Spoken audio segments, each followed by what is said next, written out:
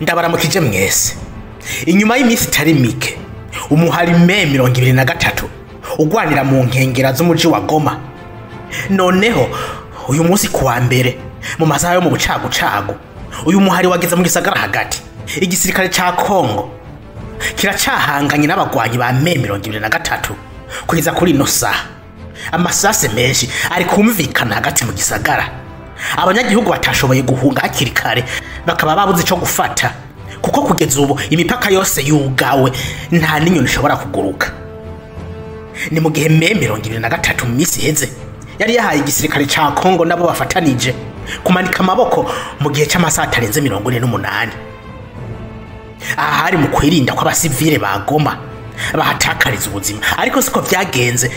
Aba banse kumanika amaboko kugeza n'ubu ingwanira cakomeje. Umuvugizi wa guverinema Patrick Muyaya yabwiye abanyagihugu kuguma mu mazu yabo, abizeza ko leta iriko irafata ingingo zihuse zo kugarura umutekano mu gisagara ca Goma. Yateye akamo Munyekongo wese yava akagira gushigikira bene wabo bari mu bihe bigoye, ati mwirinde amakuru yose ya propagande ava mu gihugu c'u Rwanda agamije kubatera ubwoba mu kubatangariza inkuru z'ibinyoma. Amakuru dukesha televiziyo France 24 yemeza ko me 23 iri kirafashwa n'abasirikare b'abanyarwanda bari hagati y'ibihumbi 3 n'ibihumbi 4.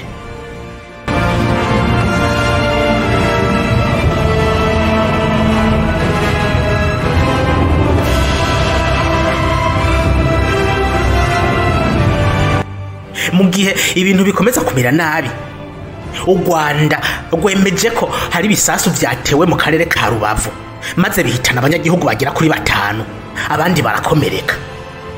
Mwibuke ko me 23 ivuga ko iri kiragwanira bene wabo b'abatutsi bariko baricwa n'ubutegetsi bwa Kongo. Muri intambara ya Nord Kivu hamwe hibonekeza ikibazo c'amoko, ariko kuri iki c'abatutsi bariko baricwa muri Nord Kivu reka tubanze turabe neza uko bimeze. Muri intara ya Nord Kivu tuhasanga ubwoko bw'abanande, abanyarwanda, abanyange, abahunde n'abatembo. Ubwoko bw'abanyarwanda n'abanyarwanda bahunze igihugu mu mwaka w'igihumbi kimwe n'amajana 959, abandi nabo n'abasangwa butaka.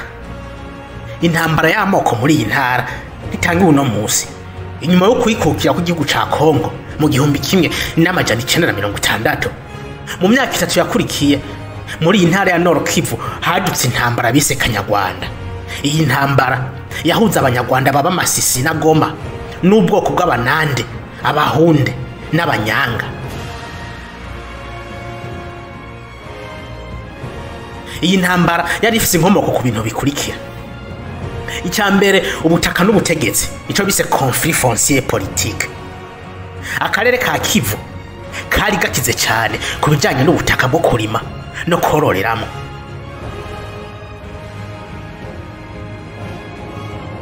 Abanyarwanda benshi bari mukiye muri Kivu mu bihe bitandukanye, bahise bakora imirimo y'uburimyi n'ubworozi. Abanyagihugu bakavukira bari mu bwoko bwa Nande, Hunde na Nyanga babona ko ababimukira babatwara ubutaka bwabo. Ibyo bikaba byarabaye intandaro y'intambara.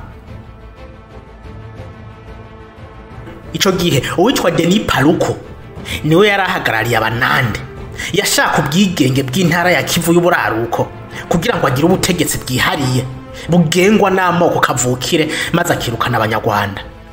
Ariko abandi bayobozi b'abatutsi nka Cyprien Rwakabuba, hariho kandi na Emmanuel Gwiyereka yari umushikanje w'ubutunzi, na Hermani Habarugira yari komiseri w'akarere ka Kivu ya ruguru. Aba bagwanije Denis Paluku bagwanya icifuzo ciwe cyo kwirukana abanyarwanda. Paluku yashoboye kwegereza yandi moko nka Hunde, Nyanga ndetse yegereza n'abahutu b'Irucuri bari batwagwa n'uwitwa Mwami Ndezi. Ariko nubundi abatutsi ndetse n'abahutu bo muri Masisi, Goma ndetse na Bwito muri Rucuri baravyiyamirije. Paluku yarungitse ingabo mu gace ka Masisi maze abatutsi bahitwa Ikiloshi baricwa. Mu rwego rwo kubona umusadu uvuye Kinshasa, yagerageje kugaragaza kwabo batutsi bafitaniye isano n'ihuriro ryabo bitwa ba Murere bagwanya leta ya Kinshasa ico gihe.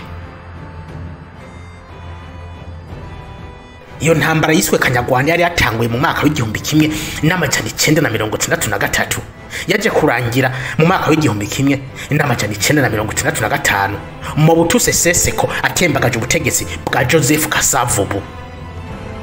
Ariko nubwo Kanyarwanda yari iheze, imvururu zivuye ku moko ntizarangiriye aho. Bakomeje kutumvikana kugeza n'uno munsi.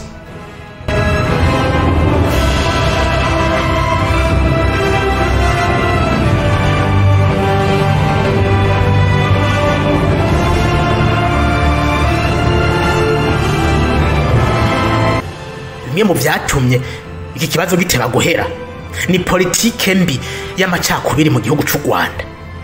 Kuva kuri Kayibanda kurengana Havyarimana tukageza kuri Kagame uno munsi, aba bakuru b'ibihugu bagiye bagira uruhare mu mvururu ziri mu aka karere ka Kivu y'uburaruko. Duhereye kuri Gregoire Kayibanda yatwaye u Rwanda kuva mu mwaka w'igihumbi kimwe n'amajana 961 kugeza mu gihumbi kimwe n'amajana 973. Nubwo mu ntambara ya Kanyarwanda abanyarwanda bose baba Abahutu canke Abatutsi binubwa n'abasangwa butaka, Perezida Kayibanda we yashigikira Abahutu, Abatutsi bakabona ko bakumiriwe atanumwe wo kubatabara. Ibi vyatitiye ubwumvikane hagati y'amoko y'abanyarwanda baba muri ako gace.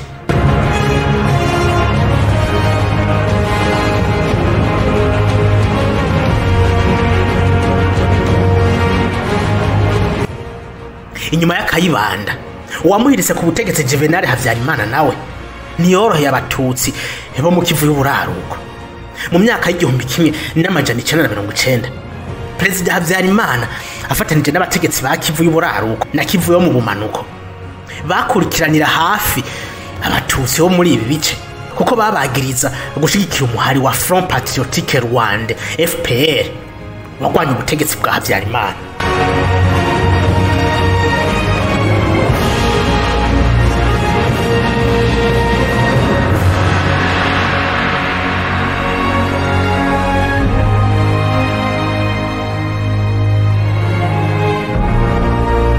Iherezo ry'ubutegetsi bwa Havyarimana ntiryabaye ryiza ku Rwanda kuko hakurikiye ubwicanyi butagira izina, aho Abahutu n'Abatutsi bicanye, inganda zirasasika.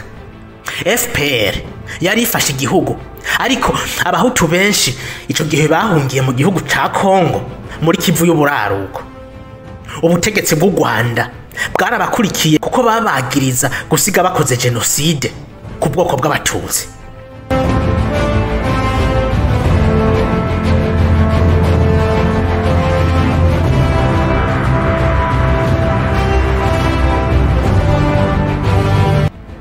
Mu mwaka w'ibihumbi 2000 aba Bahutu bari bahunze bariyegeranije bashinga umuhari Force Démocratique de la Libération du Rwanda FDLR.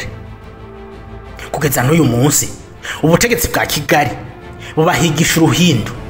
Perezida Kagame yagirije ubutegetsi bwa Tshisekedi kubika aba bagenocidere, mbere bakabaha n'ibigwanisho byo guhungabanya umutekano w'u Rwanda.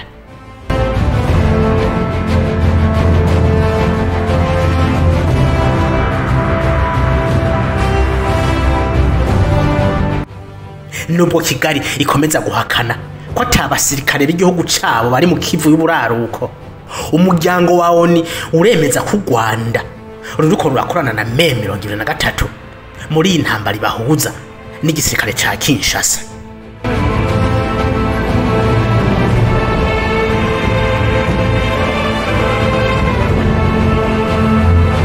Mu nama y'akarere Perezida William Ruto yatumiyemwo abakuru b'ibihugu kugira barabe uko Kivu y'uburaruko yogarukana amahoro.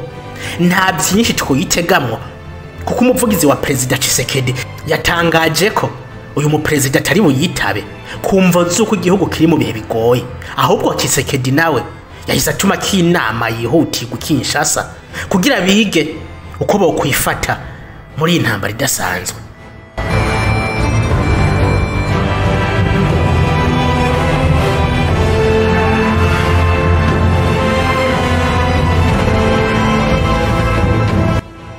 Biraza kugenda gute?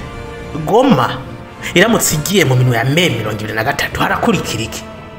Baca bashinga igihugu cabo c'abatutsi bavuga ikinyarwanda canke barabandanya kugera Kinshasa mpaka batembagaje Tshisekedi? Reka tubitega amaso ariko tunihanganisha inzira karengane z'abasivile ziriko ziragwa muri iyi ntambara. Wakoze kubana nanje, kora subscribe kugira ukomeze kwibonera amakuru adasanzwe azira ibihuha na propaganda.